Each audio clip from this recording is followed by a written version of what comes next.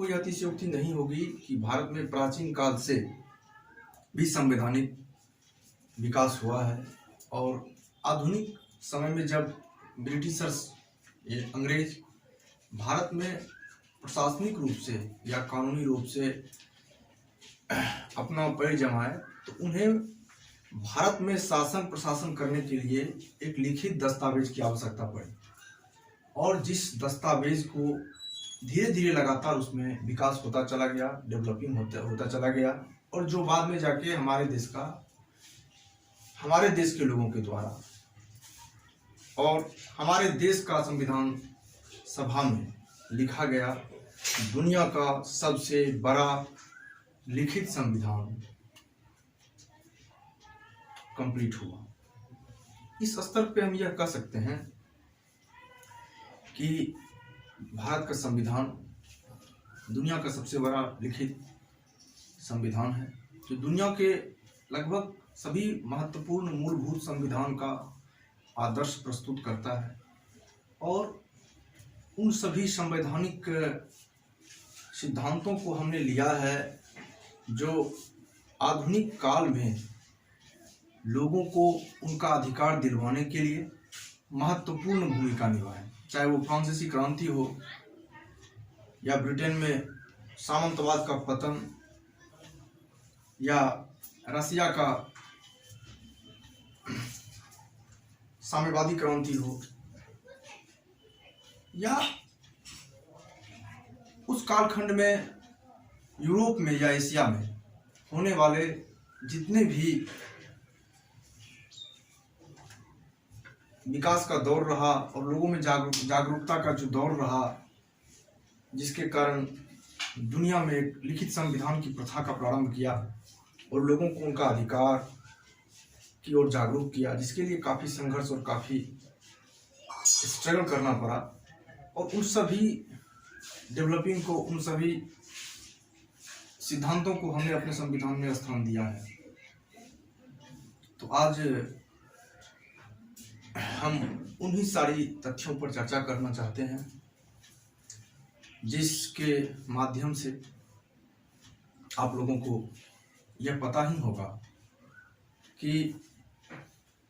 भारत का संविधान का रूपरेखा लगभग रेगुलेटिंग एक्ट 1773 से इसका श्री गणेश लगभग माना जाता है। भारत में कोई भी सरकारी दस्तावेज का अंग्रेजों के द्वारा सत्यापन और उसके बाद लगातार इसका विकास होते गया। 20 वर्षों के उपरांत एक नया दस्तावेज का आना और उस दस्तावेज में कुछ नई बातों को जोड़ना, उनका कुछ सुधार और साथ में उन सारी सुधारवादी प्रक्रम को लगातार कुछ न कुछ नई बातों के साथ आगे बढ़ाते जाना। उसमें भारतीय लोग उनसे असंतुष्ट भी हुए और कुछ ऐसे कानून आए जिनका खुले मन से यहाँ के विद्वानों ने उसका सम्मान किया और उसका उनको फॉलो भी किया। तो इन सारी बातों को जब हम आगे बढ़ाते हैं तो हम पहली बार देखते हैं कि भारत का संविधान में भारत का अपना संविधान हो, इस तरह का रूपरेखा, इस तरह की परिचर्चा सबसे पहले महात्मा गांधी ने प्रारंभ किया था कि भारत का एक अपना संविधान हो जो भारतीयों के द्वारा लिखा गया, जो भारतीयों के हाथों से लिखा गया या भारतीय लोगों के विचार विमर्श के उपरांत एक संविधान का निर्माण हो जो कि भारत ऐसे इतने बड़े देश, जो इतने बड़े लोगों के कई समूह, कई जातियों, कई धर्मों के लोगों का जो एक इंटीग्रेटेड कंट्री जो हमारा देश रहा, तो उन सभी इन सारी चीज़ों को एक साथ लेकर चलने के लिए, उन सभी विरोधाभास को समाप्त करके एक नई दिशा में हमें आगे बढ़ने के लिए हमें एक नई संविधान की आवश्यकता है। और इन पर किसी ने अगर पहले चर्चा किया था तो वो थे महात्मा गांधी महोदय। और उसके बाद लगातार इसका चर्चा चला। फिर अंग्रेजों ने कहा कि अगर ऐसी ही बातें हैं तो आप अपना संविधान प्रस्तुत कीजिए, अपना संविधान लिख के दिखाइए, लेकिन उसमें एक शर्त होनी चाहिए कि उस संविधान से मुस्लिम लीग, चाहे कांग्रेस या अन्य जितने भी पार्टियां हैं, उन सभी पार्टियों को इसमें कोई विरोध न हो, वो सभी एक मत से इसको स्वीकार करें। फिर हमने देखा कि नेहरू रिपोर्ट के रूप में एक भारत में संवैधानिक विकास का रूपरेखा प्रस्तुत हुआ, जिसमें मोतीलाल नेहरू ने एक रूपरेखा प्रस्तुत किया, एक दस्तावेज प्रस्तुत किया, लेकिन उस दस्तावेज को मुस्लिम लीग के द्वारा अस्वीकार किया गया और इसको मुद्दा बना के ऐसा देखा गया कि अंग्रेजों के द्वारा कहा गया कि ये जो संविधान आपने बनाया इसमें विरोधाभास है और इसको भारत के लोगों के द्वारा ही अस्वीकार किया गया है। तो इन सारी चर्चाएं परिचर्चाएं होती रही, काफी मुश्किलों का दौर चलता रहा, फिर भी यहाँ के लोगों ने इस चुनौती को स्वीकार किया और इस चुनौती को स्वीकार करने के उपरांत जब भारत में कैबिनेट मिशन 1946 में कैबिनेट मिशन जब भारत आए तो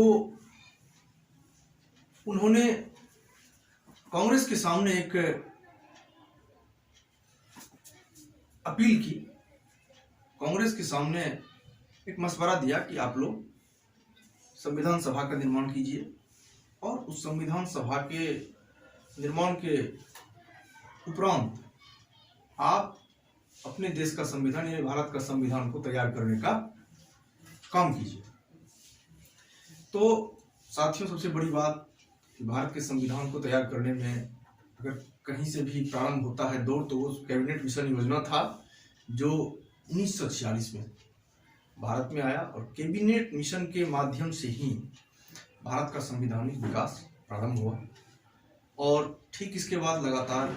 भारत में संवैधानिक विकास का क्रम चलता रहा। BN राव, बेनेगल नरसिंह राव, बाबा साहब अम्बेडकर, पंडित नेहरू जी, साथ में वल्लभ भाई पटेल, अयंगर साहब, कन्हैयालाल मानिकलाल मुंशी आदि बहुत बड़े बड़े शख्सियत, बड़े बड़े विद्वानों ने लगभग 299 मेंबर्स, पाकिस्तान के बंटवारा के बाद 299 मेंबर्स संविधान सभा कॉन्स्टिट्यूएंट असेंबली के मेंबर्स बचे जिन्होंने अतुल्य मेहनत, अतुल्य प्रयास से भारत का इतना बड़ा संविधान का निर्माण किया, जिसके आधार पर आज भी हम गर्व से यह कहते हैं कि यह दुनिया का अद्वितीय लिखित और एक ऐसा संविधान है जो विश्व के लिए प्रेरणा स्रोत है। तो इसके नेक्स्ट जो अगला क्लास होगा उसमें हम इन सारी चीज़ों पर अलग अलग एक रूपरेखा प्रस्तुत करेंगे, अलग अलग प्रश्नों का दौर चलेगा और मुख्य रूप से हम उसमें यह साबित करना चाहेंगे कि इस पर ऑब्जेक्टिव प्रश्नों जो कि कॉम्पिटिटिव एग्जाम्स में हूबहू पूछे जाते हैं, इससे संबंधित कैबिनेट मिशन योजना प्रारंभ कब हुआ, पहली बार कॉन्स्टिट्यूएंट असेंबली का बैठक कब हुआ, उस बैठक में कितने मेंबर्स ने भाग लिया और उन सारे मेंबर्स ने क्या सुझाव दिए, उसमें से जो महत्वपूर्ण बिंदुओं को हम लोग इस पर चर्चा करेंगे। आज के लिए इतना ही। नमस्कार, जय हिंद, भारत माता की जय। धन्यवाद।